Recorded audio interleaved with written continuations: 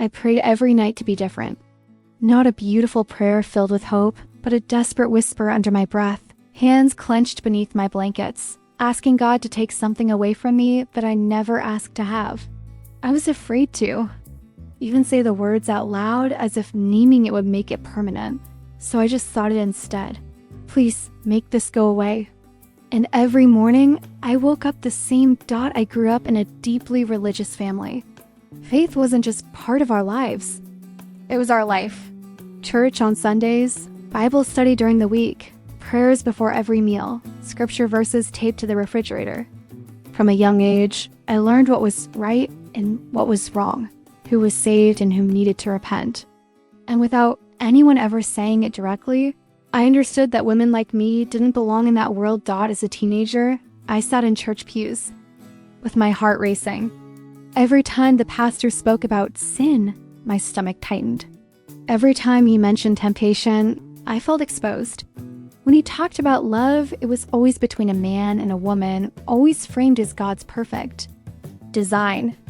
I would lower my head and stare at my hands, feeling something inside me shrink, knowing that whatever I was, it didn't fit that design.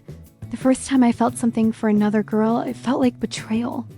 Not excitement, betrayal. I remember sitting next to her during youth group, our knees almost touching, and feeling warmth rush through my chest just because she smiled at me. There was nothing sexual about it. It was gentleness, familiarity, safety. And that terrified me more than anything else. That night, I cried in the bathroom with the door locked. I scrubbed my hands under running water as if I could wash the feeling away. I stared at my reflection and whispered, "What is wrong with you?" I told myself it was a phase. I told myself it was temptation. I told myself that God was testing me. And tests, I'd learned, were meant to be endured. So I prayed. Harder. Every night became a ritual of shame. I would list my sins silently, even the ones no one else could see. I promised God that I would be better. I promised I would try harder. I promised I would never act on these feelings if He would just take them away. I believed with my whole heart that if I was faithful enough, obedient enough, broken enough, I could be fixed. During the day, I played my role perfectly. I smiled at church. I volunteered. I listened when adults praised me for being pure and sweet. I dated boys because that was what I was supposed to do. I let them hold my hand and kiss me, even when my body felt distant, disconnected. I told myself that discomfort was normal, that love would come later, that one day everything would click into place. It never did. Instead, the more I denied myself, the heavier everything became. My chest felt tight all the time. I had trouble sleeping.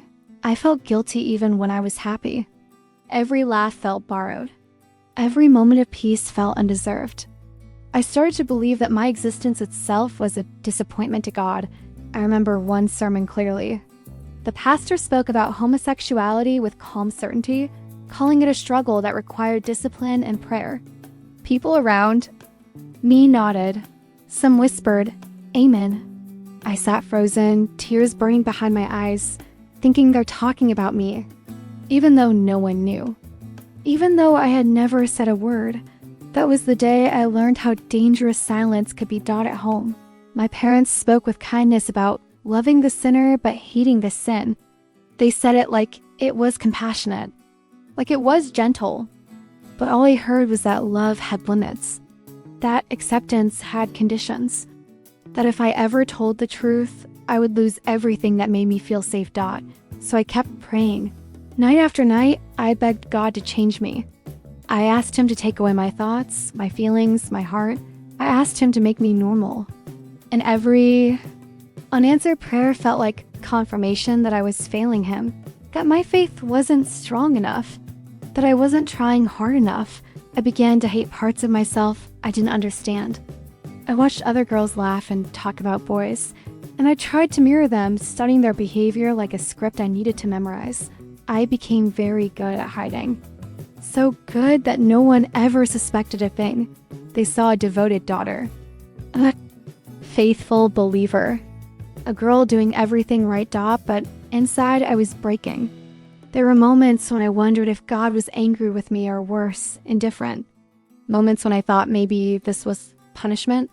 Maybe I was meant to live my life in silence as a lesson in obedience. And that thought nearly destroyed me. If you're listening to this and parts of my story feel uncomfortably familiar, I'd really like to know where you're listening from and whether you've ever prayed to be someone else just to survive.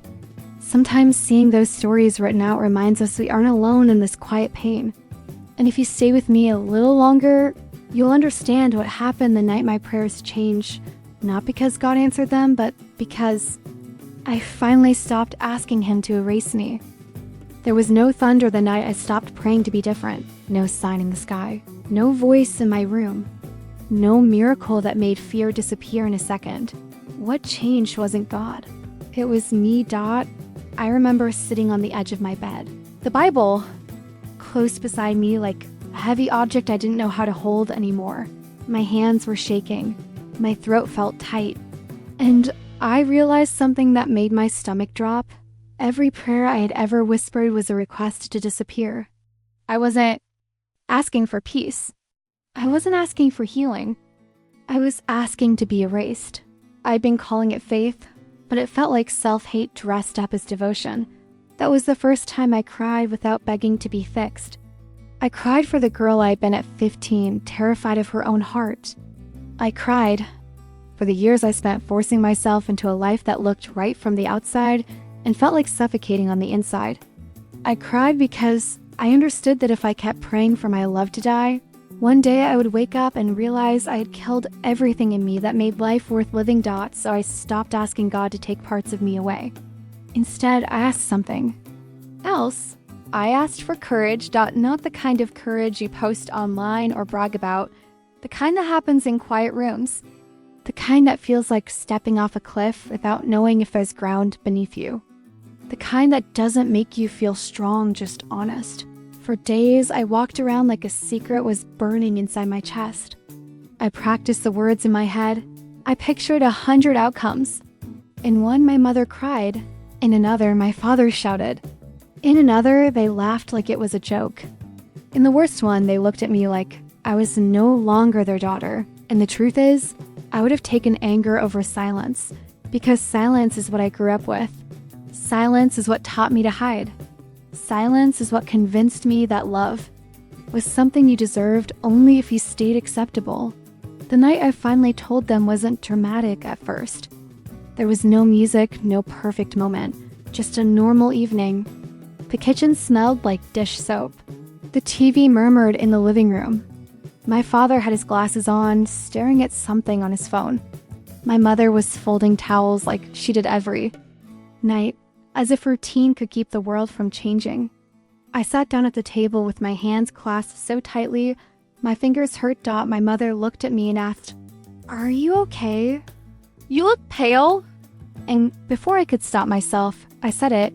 "I'm gay." The room went still. My mother didn't scream. She didn't throw anything.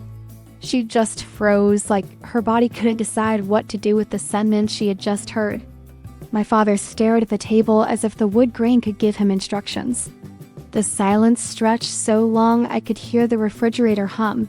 Then my mother whispered, "No." It wasn't violent, but it was devastating. A small word spoken, like a prayer of its own. My father finally looked up. His eyes were tired, not angry tired. Like he had been carrying something he didn't understand and didn't want to carry. "This is serious?" he asked. I nodded. My throat burned. "It's not new," I said. I couldn't say it before. My mother's hands tightened. "Around the towel. We raised you." I know, I cut in softer than I expected. "And I tried so hard to be what you wanted. I prayed every night to be different.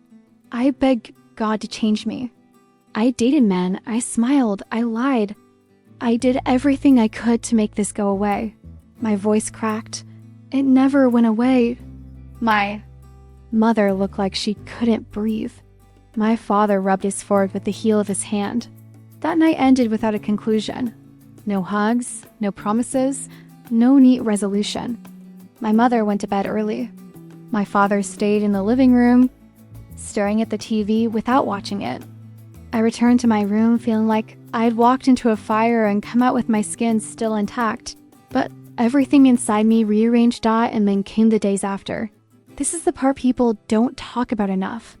The part after the confession, when life doesn't magically become easier, and you realize you still have to exist in the world you just disrupted. My mother avoided the subject completely. She spoke to me about groceries, about the weather, about church, as if the words I said had evaporated.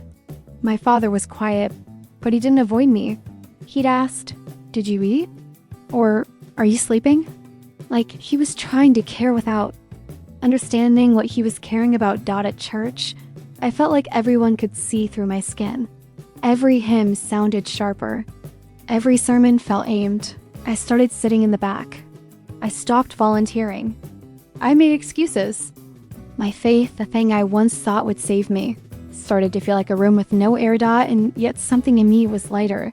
Because for the first time, I wasn't lying to myself. The anxiety didn't vanish, but it shifted. It was no longer the fear of being found out. It was the fear of what would happen now that I had finally been seen. That fear was still real, still heavy, but it wasn't poisoning me from the inside out anymore. A week later, I met her again, not in some perfect romantic scene. It was at a small gathering, the kind of place where people talk too loud because they don't know what to do with silence. I saw her across the room, Hannah, the girl I had once prayed not to notice. The girl whose smile made my heart feel both alive and guilty. She looked older than I remembered, not in age, but in the way confidence changes someone's posture. When our eyes met, I almost looked away out of instinct, but I didn't. She walked toward me slowly, as if giving me time to run. Her voice was gentle when she spoke. "Hey," she said. "It's been a while." My hands were shaking again. "Yeah." She studied my face like she already knew what was happening inside me. "You don't have to talk if you don't want to," she said. "But I heard you've been going through something." That sentence broke something open. Not in a messy way, more like a door finally unlocking. So I told her. Not everything, not all the details, but the truth. That I'd prayed to be different, that I'd tried to be someone else, that I had finally stopped. And when I finished, she didn't look shocked. She didn't pity me. She didn't treat me like a fragile confession. She just nodded slowly. "I'm sorry you carried that alone," she said. I swallowed hard. "I didn't think I had a choice." "You always had a choice," she replied softly. "You just didn't feel safe enough to take it." We didn't kiss that night. We didn't run away together. We just sat outside on a porch step while the noise from inside faded behind us, and we talked like two people who had survived different versions of the same storm. And for the first time in my life, love felt like calm. The first time we held. Hands in public, my body reacted like I was committing a crime. My heart slammed against my ribs. My eyes scanned the street. I expected someone to point, to laugh, to scream, to punish me. Nothing happened. People walked past. Cars drove by. The world kept moving, and in that ordinary moment, something extraordinary happened inside me. I realized I was allowed to exist. Weeks turned into months. Hannah became part of my life slowly, naturally, not as an escape, but as a witness. She saw me when I was brave, and she saw me when I fell apart. She never asked me to be smaller. She never asked me to choose between love and dignity. She didn't demand a perfect version of me. She wanted the real one. My family changed too, but it wasn't instant. It wasn't a movie where everyone cries and hugs and learns a lesson in one scene. It was small things at first. My father asking, "Is Hannah your friend?" And not finishing the sentence, but trying anyway. My mother staring at a photo of us on my phone for a long time, then handing it back without comment, but not walking away. Then one day my mother surprised me. It was a Sunday afternoon. The house smelled like coffee. She stood in the doorway of my room, hands clasped the way she used to clasp them when she prayed. "I don't understand this," she said quietly. "I'm trying." My throat tightened. "I don't need you to understand everything," I whispered. "I just need you to stop wishing I was someone else." Her eyes filled with tears, and for the first time I saw grief, not anger. Grief for the version of my life she imagined. Grief for her own fear. Grief for how hard love becomes when you've been taught it only comes with rules. She nodded once. "I never wanted to hurt you." "I know," I said, "but you did." The silence that followed was different from the old silence. This one wasn't a wall. It was a bridge being built carefully, one plank at a time. And then my favorite moment, the one that still feels like a film scene when I replay it in my mind. It was another Sunday months later. Hannah and I arrived at my parents' house, both nervous. The sun was warm. The trees moved softly in the wind. My mother opened the door. She looked at Hannah. She looked at me. The air felt tight for a second. Then my mother stepped back and said, "Come in. Dinner's almost ready." It wasn't a speech. It wasn't a declaration. But it was an opening. A quiet, powerful permission. During dinner, my father asked Hannah about her job. My mother offered her more food. Nobody pretended, nobody joked. Nobody attacked. It was imperfect, cautious, real. Afterward, when Hannah and I stood on the porch, my father came outside holding 2 cups of tea. He handed one to me, then looked at Hannah and said awkwardly, "Take care of her." Hannah smiled. "I will." My father nodded and went back inside. I stood there under the porch light, holding Hannah's hand, and something in me finally settled. Not because everything was perfect, but because I was no longer hiding. I was no longer praying to disappear. I was living. Now when I pray, it isn't to be different. It's to be brave, to be kind to myself, to never return to the silence that almost destroyed me. And if you're listening to this while whispering prayers that ask you to vanish, please hear me. You were never the problem. You never needed to be fixed. Love was never the sin. The shame was one day you will stop asking to be erased. And when you do, your life won't end. It will finally begin. Because when I look at Hannah now, really look at her, I don't see fear anymore. I see peace. I see truth. I see home.